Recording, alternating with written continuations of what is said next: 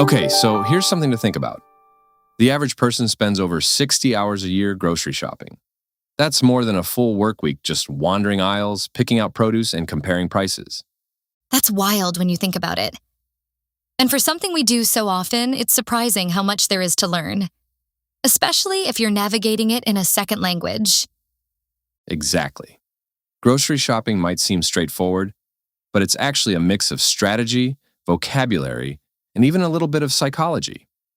Today, we're breaking it all down, starting from the moment you walk through those sliding doors. Let's start with the first thing you see when you enter, the produce section. It's bright, colorful, and usually smells amazing. But what exactly does produce mean? Produce refers to fresh fruits and vegetables. It's one of those words that can be a bit tricky because, as a verb, it means to create or make something. But in this context, it's all about the fresh stuff. Apples, carrots, spinach, you name it.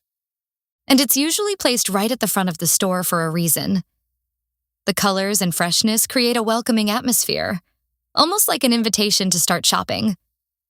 That's true, but it can also be a little overwhelming. Let's say you're looking for something specific, like garlic, and you can't find it. What's the best way to ask for help? You could say, "Excuse me, where can I find the garlic?" Or, "Could you tell me where the garlic is?" It's a simple, polite way to get assistance. And if the shelf is empty, you might ask, "Is this in stock?" Or, "Do you have any more garlic in the back?" That phrase, "in stock," is a good one to remember. It just means the store has the item available to sell. Once you've got your fruits and vegetables, it's time to move on. Typically, the next area you'll encounter is the center of the store, where you'll find rows and rows of shelves. And that brings us to our next keyword, aisle. It's spelled A-I-S-L-E, but the S is silent. You pronounce it like aisle, as in, I'll go to the store. An aisle is the narrow space between two rows of shelves. In larger supermarkets, the aisles are usually numbered, and there are signs above each one to tell you what's in that row.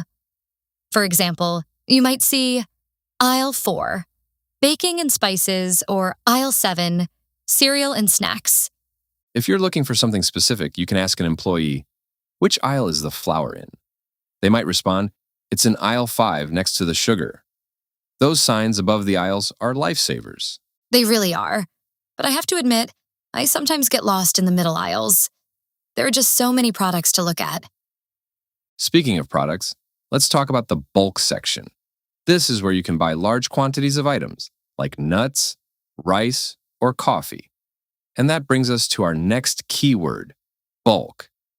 Buying in bulk is often cheaper because you're not paying for fancy packaging. Plus, you can get exactly the amount you need, which is great if you're trying to reduce waste. That's a great point. Now, let's move toward the back of the store. This is usually where you'll find the bakery and the dairy section. The bakery is one of my favorite parts of the store. There's nothing like the smell of fresh bread. You can find loaves of bread, bagels, croissants, and more. And right next to the bakery, you'll usually find the dairy section. This is where you'll get milk, cheese, yogurt, and eggs. When shopping in the dairy section, it's important to check the expiry date. That's a great tip. The expiry date is the date printed on the package that tells you when the food is no longer safe to eat. You might also hear it called the best before date. Here's a little trick. If you're buying milk or yogurt, check the back of the shelf. That's usually where the items with the longest expiry dates are placed. That's such a good tip. So, let's recap. We've got our fruits and vegetables from the produce section, our pasta from aisle 3, some rice from the bulk section, and our milk and bread. What's next? Before we head to the cashier, let's talk about measurements. When shopping, you might need a specific amount of something, like a kilo of potatoes or a dozen eggs. That's true. And it's important to know that different countries use different systems of measurement.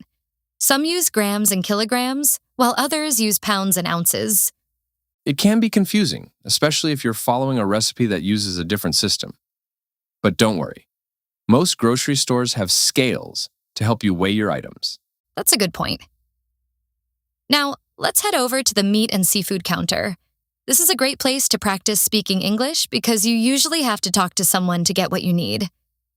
I always feel a bit nervous at the meat counter. I'm never sure if I should ask for a specific number of pieces or a certain weight. Let's practice. If you wanted some chicken, what would you say? I'd probably say, "Hi, could I have 3 chicken breasts, please?" That's perfect. But what if the chicken is sold by weight? Then I'd say, "Could I have 1 kilo of chicken breasts, please?" Exactly. It's all about being clear and polite. And don't forget, you can always ask for help if you're unsure. The employees are there to assist you. That's right. So, whether you're shopping for a big family dinner or just picking up a few essentials, remember these tips and phrases. They'll make your grocery shopping experience much smoother. Moving on to our next topic, did you know that the United States is one of only 3 countries in the world that still uses the imperial system? The other 2 are Liberia and Myanmar. Everyone else has gone metric. That's so fascinating. It's like the US is holding on to this relic of the past while the rest of the world has moved on. But honestly, I get it. Switching systems would be a massive headache. Oh, for sure. Just imagine the chaos of trying to retrain an entire country to think in kilograms instead of pounds, or liters instead of gallons. It's not just a mental shift, it's a cultural one. And it's not just about weights and measures either. It's about how we interact with the world, especially when it comes to something as universal as grocery shopping. I mean, think about it. How often do we rely on these systems without even realizing it? Exactly, like when you're at the store and you're buying produce. Here in Canada, we're used to seeing prices per kilogram. But if you go to the US, it's all per pound. And if you're not paying attention, you could easily miscalculate and end up spending way more than you intended. That's such a good point. And it's not just the pricing either. It's the way we talk about quantities. For example, we buy eggs by the dozen, bread by the loaf, and bananas by the bunch. It's like there's this whole secret language of grocery shopping that you have to learn. Totally. And it's not always intuitive either, like, why do we buy eggs by the dozen but milk by the liter or gallon? Or why is bread sold as a loaf, but cheese is sold by the slice? It's like there's no rhyme or reason to it. Well, there is some historical context to it. The dozen, for example, comes from ancient trade practices where it was easier to divide things into groups of 12. It's a number that's divisible by 2, 3, 4, and 6, which made it super practical for merchants. That's actually really interesting. So it's less about logic and more about tradition. But then you have things like the metric system, which is all about logic and simplicity. Everything is based on multiples of 10, which makes conversions so much easier. Exactly. And that's why so many countries have adopted it. But even with the metric system, there are still quirks. Like, why do we say a bunch of bananas instead of just asking for a specific weight? I think it's because some things are just easier to buy in groups. Like bananas or grapes, they naturally come in clusters, so it makes sense to sell them that way. But then you have things like green onions, which are also sold in bunches even though they don't grow that way. That's true. And then there's bread, which is sold as a loaf, but if you're buying it pre-sliced, you're really buying individual pieces. It's funny how we don't think twice about these things until we start breaking them down. And don't even get me started on the labels. Have you ever looked at a price tag and felt completely overwhelmed by all the information? Like, what's the difference between on sale and special offer? Or how do you know if you're actually getting a good deal? Oh, absolutely. It can be so confusing. But one thing I've learned is to always look for the unit price. That's the small number on the shelf tag that tells you how much something costs per gram, liter, or ounce. It's a game changer when you're trying to compare brands. That's such a good tip. And then there are the labels on the food itself. You've got things like organic, gluten-free, and low sodium, which can be really helpful if you're trying to eat healthier or have dietary restrictions. Definitely. And then there are the containers, jars, cans, cartons. It's funny how we associate certain foods with specific types of packaging. Like, you'd never expect to buy peanut butter in a can or soup in a jar. Right? It's like there's this unspoken rule about what goes in what. And if you're ever unsure, you can always ask a staff member. Most grocery stores have scales in the produce section too, so you can weigh things like apples or peppers before you get to the checkout. That's such a good idea. It's always better to double-check the weight so you're not surprised by the price at the register. I've definitely made that mistake before, picking up a giant watermelon and not realizing it was sold by the pound. Oh, I've been there. It's one of those lessons you only learn the hard way. But once you've got everything in your cart and you're ready to check out, that's when the real challenge begins. Talking to the cashier. It can definitely be intimidating, especially if English isn't your first language. But most cashiers use the same phrases every time, so once you know what to expect, it gets a lot easier. Exactly. And it's all part of the learning process. Grocery shopping might seem mundane, but when you really break it down, it's a fascinating mix of history, culture, and practicality. It really is. And it's a reminder of how interconnected we all are, even in something as simple as buying food. Whether you're using pounds or kilograms, buying a dozen eggs or a bunch of bananas, we're all just trying to feed ourselves and our families. And that's what makes it so universal. At the end of the day, it doesn't matter what system you use or how you measure things.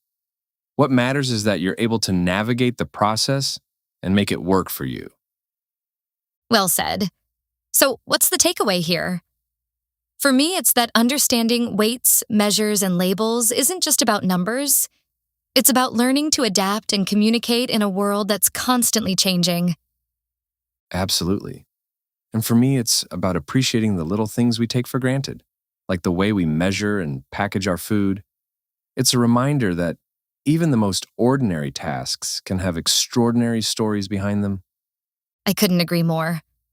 So, next time you're at the grocery store, take a moment to think about all the history and culture that's wrapped up in those shelves. You might just see things in a whole new light. And with that, we are going to move on to our last topic, the checkout process. Our last fun fact of the episode: did you know the average person spends about 41 minutes grocery shopping each week? That's over 35 hours a year just navigating aisles, picking produce, and of course, standing in the checkout line. Wow, that's a lot of time.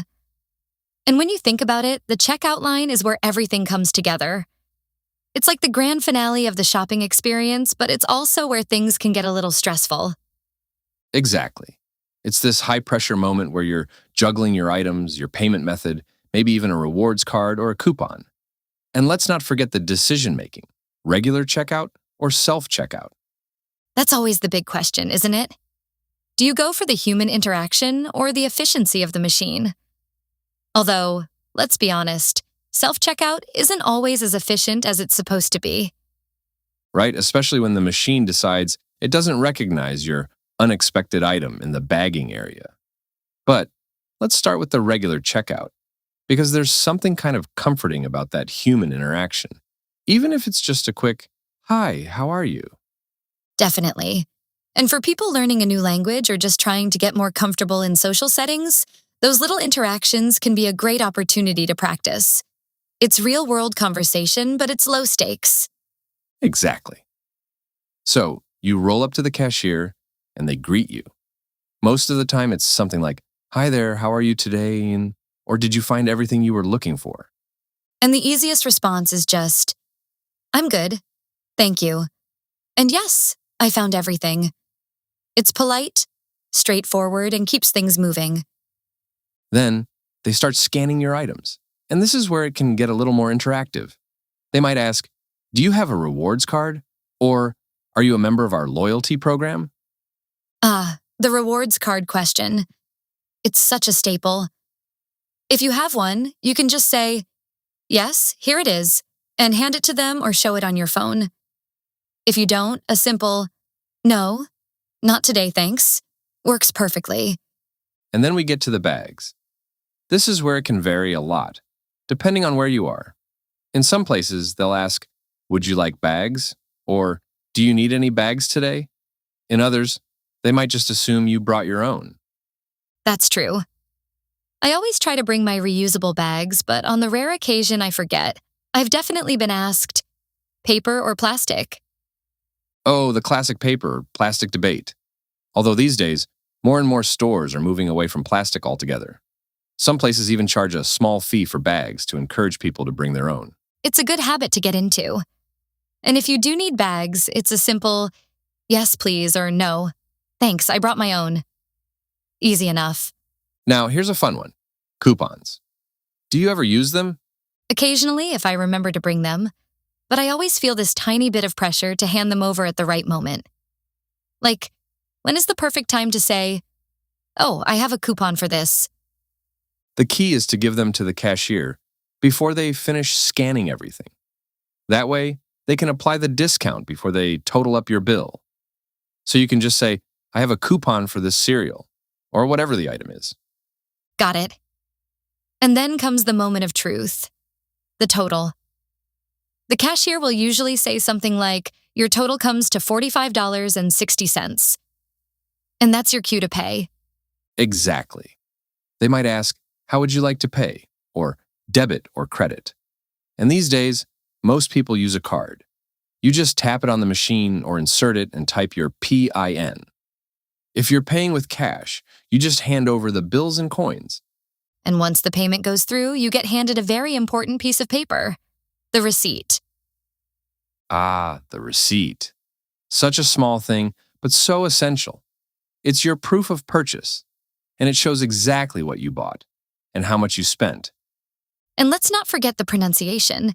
It's spelled RECEIPT, but the P is silent. You say it like receipt. That's right. And you should always keep your receipt, especially if you might need to return something later. Like, if you get home and realize the milk you bought is sour, you can take it back, show them your receipt, and get a refund.